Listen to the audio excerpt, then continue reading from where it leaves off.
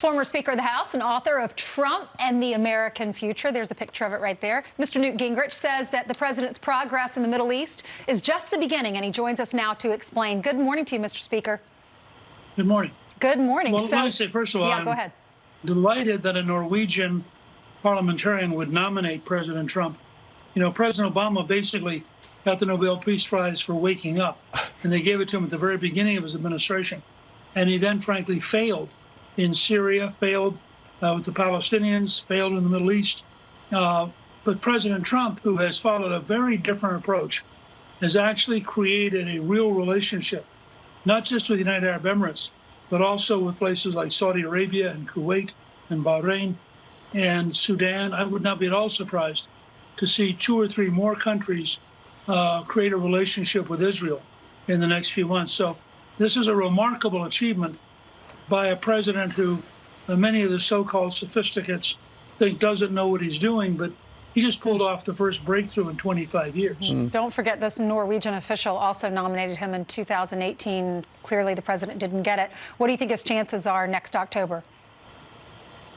I think actually they're not bad, because I think that the scale of the achievement is so great, and it so dramatically changes the temperature and the rhythm of the Middle East, particularly if 1 or 2 more countries follow on.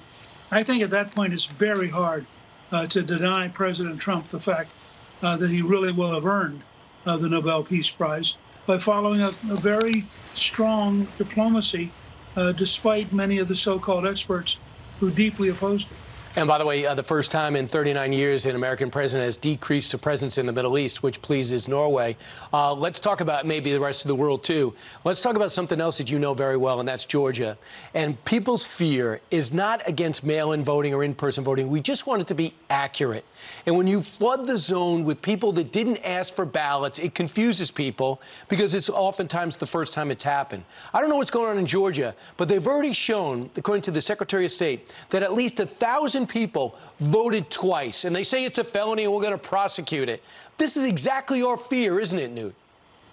Sure, and I think you have to recognize when you start having these massive mail-outs. I just had a friend from Hawaii send me one of her neighbors just got a ballot for California, which they had not requested.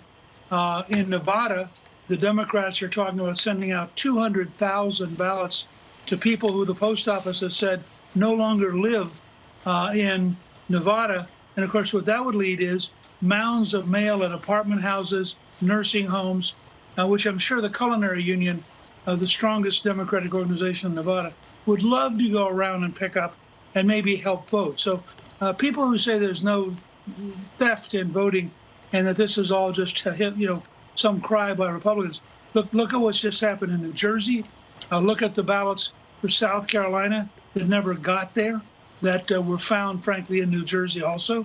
I think we have to recognize there are some very real dangers that the Democrats in particular will try to steal the election this fall because they're so desperate to defeat President Trump. And if you don't mind, I want to follow up real quick. Kevin McCarthy's concerned that the president's giving the wrong message, that it's scaring people, especially seniors, away from mail-in ballots because they're misinterpreting what the president means. Kevin McCarthy's trying to get to the president with that message. Do you understand what he's trying to say?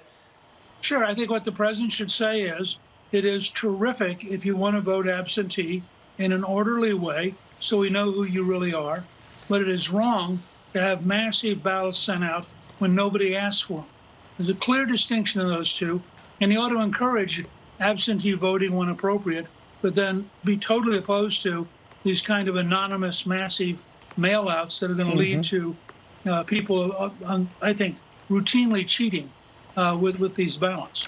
Professor, let me ask you about what's going on at Washington and Lee University in the Commonwealth of Virginia. They apparently have a class on how to overthrow the state. The description is, how will you attain power? How will you communicate with the masses? How do you plan on improving the lives of people? How do you deal with the past? From Franz Fallon to Che Guevara to Gandhi and others, we explore examples of revolutionary thought and action from across the global South. And then the president, Will Dudley, said he defended it. He said, "We are expressly committed to encouraging all to speak their minds freely and to consider carefully alternative points of view. It is incumbent upon us to treat each other with respect and not to perpetrate or tolerate personal attacks." So what do you think about this class? Is it a good idea? Yeah. Well, let me express my mind freely as he requests. One, he ought to be fired. Two, the idea of just think about the language. How do you communicate with the masses? That is communist language designed to create a dictatorship. We don't have masses, we have citizens. The great genius of the founding fathers wasn't launching the revolution, it was turning the revolution into a constitution, establishing the rule of law. When you put up something like Che Guevara to young people as though he's a role model, Che Guevara was a thug, a murderer. He was in charge of killing people in Cuba, and he sadly has become this wonderful literary hero. And I'm frankly, personally, as a professional historian, totally sick of the way in which the academic world now lives in a fantasy and wants to brainwash young people into believing things that are false. Someone's got to do something about it. A fascinating theoretician, but he didn't create any working operational republics or any sense of the rule of law. All right, Mr. Speaker, thank you so much for joining us. Thank you.